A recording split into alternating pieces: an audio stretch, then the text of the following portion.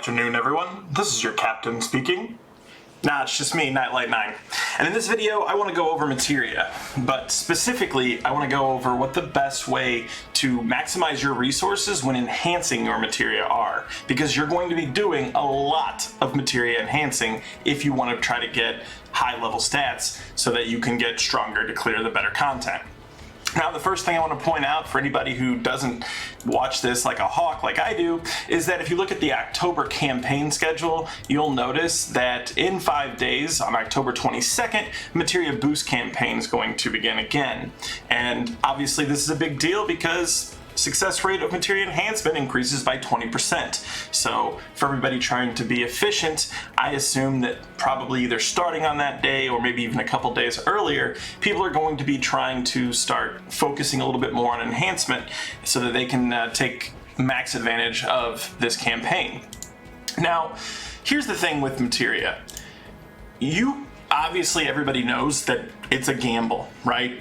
You could get a 2-star and then open it up and it has stats like this, which literally couldn't get any worse. 1 stat and a +1, and of all things, to physical defense.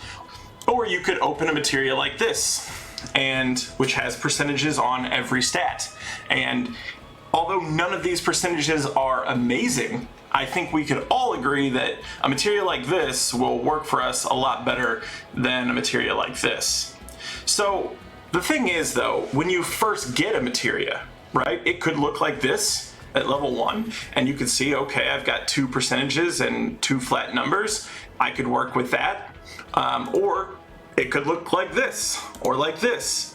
But even if you do get a Materia that looks like this, the only way you're gonna know how good it actually can be is if you enhance it, right? And then you're gonna need to upgrade it and then further enhance it if it's, looking good by the time it's level 5. So that's why the material that I'm going to go over is going to be super helpful. Now, the first thing that I'm gonna go over just really quickly is unlocking the other 2 seats. I know that they, cost a little bit of crystals. I believe it's 300 per unlock, so 600 total. But especially if you're not using a pass to increase the rate or, reduce the timer for these, to me, it's invaluable to be able to have 2 more going. That's just, because you're going to be sitting and waiting a lot. One other thing I just want to go over real briefly is when you're adding materials, make sure you're not just maxing things out. You definitely want to go to exactly what it needs for any given synth catalyst. Why? Because if I take it here, I'm gaining nothing else out of these extra 2 that I've put in. So fill a bar. If you can't fill a bar, back it down. That's what you need to be doing. But when it goes to enhancing, what I really wanted to cover is how much XP you get from throwing in other materia as fodder to do an enhancement. So if I take this Aurora materia right here, you'll notice it's at level 5 and I want to enhance it. I have 2 options, right? I can use materia or I can use items, and items are finite, so I figure a lot of people eventually are going to have to use materia. Also, depending on how many slots you have open, you're going to have to use them just to clear things out. But especially, like I said, if you're not using the pass and you're not reducing that timer, a lot of these materias, especially the elemental ones, they take a long time, right? I think the average, water or quake, for example, average time is 300 and something minutes. That is quite a bit of time to waste just to throw it in to another materia if it, isn't that good. And so what I wanted to really show is this. Okay, so we have this materia right here, and if we notice, we can feed in this other materia, but it doesn't matter what type of materia we throw into it. It only matters how many stars that materia has.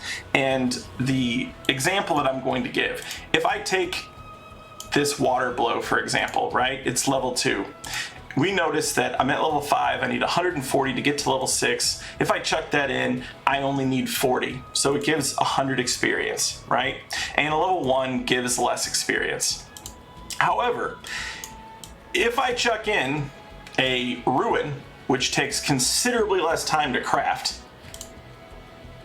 it gives the same amount of experience, right? We go from 140 to only needing 40. So it doesn't matter what kind of materia you use, it only matters what the star is. And that's important because I think intuitively we would think, well, any materia that took longer to make probably gives more experience. And that just isn't the case. You know, this water materia here, again, going down to 40, gives the same amount of experience as the ruin materia. The difference between these two materias is one takes 300 minutes, and I think one takes an average of 30. So one of the best things that you can do when you're trying to enhance materia is because you want to find out, hey, are these stats going to grow? And you know there's a good chance, because it's a gamble, that those stats are going to be junk and you're going to have to throw it away, or you didn't get the increases that are better than whatever you currently have. That's one of the reasons that I'm constantly synthesizing ruins or ruin blow materias. Because if we just do that, okay, we can see it says 50 minutes. A lot of the times, you know, we're looking at less than that, right? Somewhere, you know, between, I've had it anywhere as low as, you know, 27, and obviously if it's higher, then we know at least, hey, we might actually have a shot at a good materia. But doing a whole row of these to feed into, you know, a materia that you want to grow is a lot more efficient than having to throw in a bunch of materias that took you 2 to 3 or 4 hours to craft. So that is the main thing that I wanted to point out. The other thing I wanted to point out, because you are going to be, you know, putting effort into materia that eventually will be trash, but just know, for example, if I look at this Blizzara blow here, it will give me more experience because I have experience into it than a regular materia will. If I take this blizzard here and I want to enhance it, if I go down and find that, okay, we'll see, using just that, I get to level 3 and about 2/3 of the way into level 4. If I just find a random 2-star materia, it only takes me to level 2 and I still need 40 left to get to level 3. So although it's not, you know, a perfect, you know, you don't get everything you put into it back out, you do get quite a bit more than you normally would. Essentially, don't think that just because you've leveled a materia, you have to keep that. You don't. You can still get at least more than a regular materia would give, which makes it not completely useless to level just for the sake of seeing the stats and then throwing that one into another one.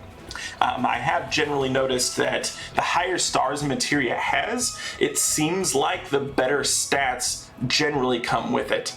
But that is all we are concerned about, is the stats for the most part. The damage difference you get, you know, from having it 3 to 4 is pretty negligible. If you notice here, 287 magic ice damage on, you know, the Blizzara versus this Blizzara, which is only 3 stars, 262%. So, sorry, and that's only even 2 stars. So it only went up 20% for 2 more stars as far as the damage of the ability. But we're not really concerned about that because the stats on your characters will influence how much damage those abilities do far more than what the individual materia says this is the percentage it does. If you found this video helpful, subscribe for more content. Thank you.